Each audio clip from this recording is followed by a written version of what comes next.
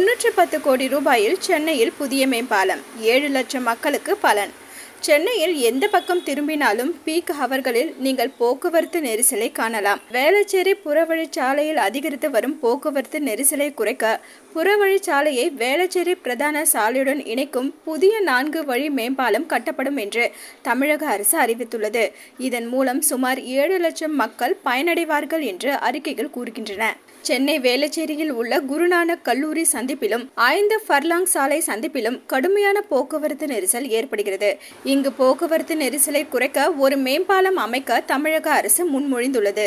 தற்போது சென்னை நகரத்தில் உள்ள மாநில நெடுஞ்சாலைகளில் சைதாப்பேட்டை முதல் தேனாம்பேட்டை வரை 3.2 கிலோமீட்டர் தூரத்திற்கு ஒரு உயர்த்தப்பட்ட 4 வழி மேம்பாலம் கட்டப்பட்டு வருகிறது. இதனை அடுத்து வேளச்சேரியில் 3 கிலோமீட்டர் நீளமுள்ள இந்த மேம்பாலம் 310 கோடி ரூபாய் செலவில் கட்டப்படும் என்று தமிழக அரசு கூறியுள்ளது. போக்குவரத்து நெரிசல், சர்வீஸ் சாலைகளில் ஆக்கிரமிப்புகள் மற்றும் வணிக நிறுவனங்களுக்கு பார்க்கிங் இடம் இல்லாததால் வேளச்சேரி பிரதான சாலை மற்றும் புறவழி சாலையில் வாகன நெரிசல் அதிகமாக உள்ளது.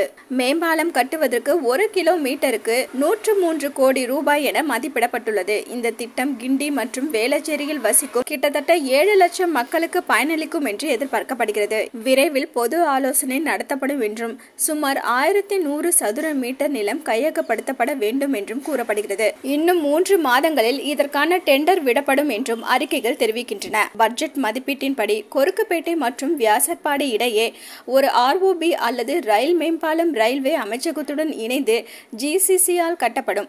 இதற்காக 70 கோடி ரூபாய் ஒதுக்கப்பட்டுள்ளது. இந்த ROB எஃகு மூலம் செய்யப்பட்ட 600 மீட்டர் நீளமுள்ள 2 வழி ரயில்வே மேம்பாலம் என்று சேகரிக்கப்பட்ட தகவல்கள் தெரிவிக்கின்றன. அலோ சிட்டி டிவியை லைக் பண்ணுங்க, ஷேர் பண்ணுங்க, மறக்காம சப்ஸ்கிரைப் பண்ணுங்க.